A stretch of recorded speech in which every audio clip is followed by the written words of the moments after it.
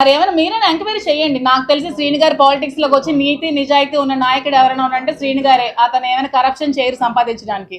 అతని దగ్గర ఆస్తులు అంటూ ఏమీ లేవు, ఉన్నవన్నీ ఫ్యామిలీకి ఇచ్చేస్తారు. సో అతన్ని ట్రాప్ చేసి నేనేం లబ్ధి పొందాల్సిన అవసరం నాకు లేదు. నేను ఫైనాన్షియల్గా వెల్ సెటిల్డ్. నాకు వైజాగ్లో నాకు ఆస్తులు ఉన్నాయి. మా ఫ్యామిలీ వాళ్ళు శ్రీకాకుళంలో ఎవరికైనా చెప్తారు, చాలా వెల్ సెటిల్డ్ ఫ్యామిలీ. అక్కడ అత్తగారి ఫ్యామిలీ కూడా చాలా వెల్ సెటిల్డ్. నాకంటూ ఫైనాన్షియల్గా నాకు చాలా అసెట్స్ ఉన్నాయి. నేను ఎలక్షన్లో 1 crore to 2 crores నేను ఖర్చు పెట్టాను ఎలక్షన్స్లో. మీరు కావాలంటే క్యాడర్ ఎవరికైనా అడగండి, ఎలక్షన్ ముందు నేను ఎంత డబ్బులు ఖర్చు పెట్టానని చెప్తారు. నా పర్సనల్గా నా అమౌంట్ నేను ఎలక్షన్లో ఖర్చు పెట్టి ఎలక్షన్ చేశాను. సో దేనికోసం ట్రాక్ చేయాల్సిన అవసరం నాకైతే లేదు. ఇది క్లారిటీగా తెలుసుకుంటే చాలా మంచిది.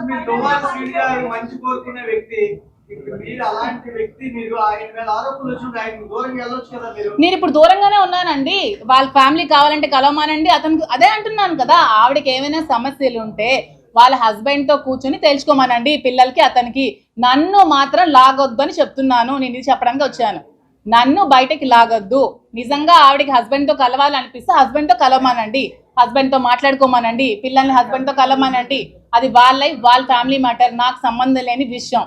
మేడం ఇప్పుడు ఒకటే అంటున్నారు, వాళ్ళు రాత్రి కూడా వచ్చింది, మా ఫాదర్ మాకు దూరం అయిపోయారు, మీరేమో ఆ ఇంటి నుంచి వెళ్ళిపోవాలి, మా ఫాదర్ మా దగ్గర అవ్వాలి అనేది వాళ్ళు డిమాండ్ చేస్తారు. అది మీరు కాదండి, నేను ఇప్పుడు ఇంట్లో ఉండట్లేదు, నేను అప్పుడప్పుడు వెళ్ళి వస్తున్నాను అంతే. వెళ్ళమనండి ఇంట్లో ఉండాలంటే. అది శ్రీని గారికి వాళ్ళకి సంబంధించిన విషయం అండి.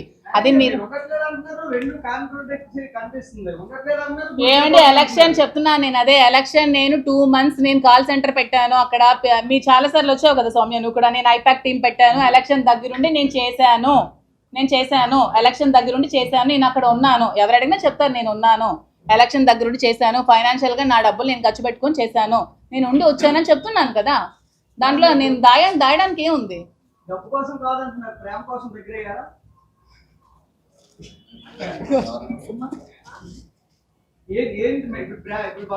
విభేదాలు ఇద్దరి మధ్య వచ్చాయి అంటున్నారు కాబట్టి మీరు ఆయన నాకు అన్ని రకాలుగా ఆదుకుంటున్నారు కదా మేడం, మీరు మీ డైవర్స్ ఇవ్వబోతున్నారు ఏంటి భవిష్యత్తు ఏంటి? ఏమండి ఇప్పుడు సొసైటీలో ఇప్పుడు ఏదైనా ఎలిగేషన్స్ వచ్చాయనుకోండి, ఒక హస్బెండ్ కి దూరం అయ్యి ఒక ఒంటరిగా ఉన్న మహిళలు చాలా ప్రాబ్లమ్స్ ఫేస్ చేసుకోవాల్సి వస్తుంది కదా. అలాంటి ప్రాబ్లమ్స్ ఫేస్ చేసుకోకుండా సపోర్ట్ చేస్తానని చెప్పారండి. మీకు అర్థమైంది అనుకుంటాను.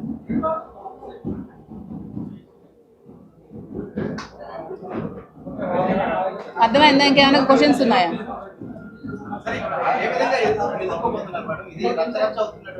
అదే నేను మీ మీడియా ముఖంగా మీ అందరికి దయచేసి రిక్వెస్ట్ చేసి నేనేం చెప్దాం అనుకుంటున్నానంటే, ఆవిడ చెప్పిన మాటలు నమ్మి నన్ను బజార్లోకి లాగద్దు. దయచేసి నా ఫ్యామిలీని, నా పిల్లల లైఫ్ని తీయద్దు. నేను కూడా, నాకు 3 ఆడపిల్లలు ఉన్నారు. నేను ఆ 3 ఆడపిల్లల్ని పెళ్లిళ్ళు చేయాలి, పెంచాలి, చదివించాలి, చాలా లైఫ్ వాళ్ళకి చూడాలి. వాళ్ళు ఇంకా చిన్న పిల్లలు, వాళ్ళ లైఫ్ చాలా డిపెండ్ అయి ఉంది. వాళ్ళు ఎంత సఫర్ అవుతారు. ఈ వీడియోస్ అన్ని చూసి అర్థం చేసుకోండి అని చెప్పడానికి వచ్చాను. ఆవిడేదో చెప్పిందని మీరు ఆ వీడియోస్ పెట్టేసి ఆవిడ చెప్పిందని నిజాలు అయిపోవు కదా. ఇప్పుడు నా పిల్లలకు నేను ఏం క్వశ్చన్ చేయాలి చెప్పండి? ఈ వీడియోస్ చూసి మార్నింగ్ నుంచి పిల్లలు అందరూ ఏడుస్తున్నారు, చచ్చిపోతున్నారు. నేను ఏం సమాధానం చెప్పాలి నా పిల్లలకి? ఇష్టం వచ్చినట్టు రాసేస్తారా? ఎవరెవరితో మాట్లాడరా? సొసైటీలో ఎవరెవరితో మాట్లాడట్లేదు. మీరు ఎవరెవరితో మాట్లాడరా?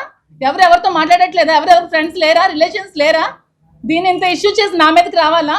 ఆవిడకి ఫ్యామిలీ ఇష్యూస్ ఉంటే హస్బెండ్ దగ్గరికి వెళ్ళి తెచ్చుకోమనండి, లేకపోతే లీగల్గా ప్రొసీడ్ అవ్వమనండి, కోర్టుకి వెళ్ళి తెచ్చుకోమనండి. అతనికి ఆవిడకి అది సంబంధించిన విషయం. నా లైఫ్ని ఎందుకు మధ్యలోకి లాగుతారండి?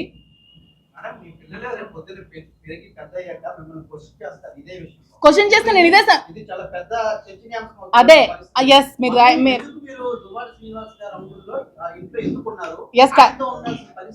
Correct point. పిల్లలు క్వశ్చన్ చేస్తారనే ఇప్పుడు నేను శ్రీని గారితో ఉండదామని డిసైడ్ అయ్యాను. ఎందుకంటే ఇది వచ్చిన ఈ మచ్చ ఎప్పటికీ లైఫ్లో పోదు. నేను చెప్పినా సరే ఎవరు నమ్మరు. నాకు శ్రీని గారితో నేను మాట్లాడలేదని ఎవరు నమ్మరు. ఎందుకంటే అది ఎంత స్ప్రెడ్ అవ్వాలో స్టేట్ లెవెల్ స్ప్రెడ్ అయింది. సో ఇక్కడతో ఇది ఎండ్ అయిపోతే పిల్లలకి మంచిది, నాకు మంచిదని డెసిషన్ నేను తీసుకోవాల్సి వచ్చింది. ఉంటా. అది మేము తర్వాత డిసైడ్ అవుతాం. అది మేమంతా మాట్లాడుకుంటాం. డైవర్స్ అవ్వకుండా పెళ్లి చేసుకోకూడదు కదండి. ఒక ఫ్రెండ్గా ఉంటానండి. ఫ్రెండ్స్ కలిసి ఉండకూడదా? మీకు అమ్మాయిలు ఎవరు ఫ్రెండ్స్ లేరా? ఉంటాం కదా. ఏం మీతో ట్రిప్స్కి రారా? మీరు ఎప్పుడు గర్ల్ ఫ్రెండ్స్ మీరు ట్రిప్స్కి ఎక్కడికి వెళ్ళలేదా? కలిసి ఉన్నంత మాత్రాన ఏదో కోరికలు ఉండిపోయినట్టే అండి. ఇంకేం ఉండవా? కష్ట సుఖాలు ఏం ఉండవా? ఇప్పుడు మీరు ఏమీ లేకుండా ఉన్నారనుకో, ఇప్పుడు చూడు అలా కాదు, ఆద్యం మీరు ఇప్పుడు ఏమీ లేకుండా ఒంటరిగా ఎవరు లేకుండా ఉన్నారనుకో,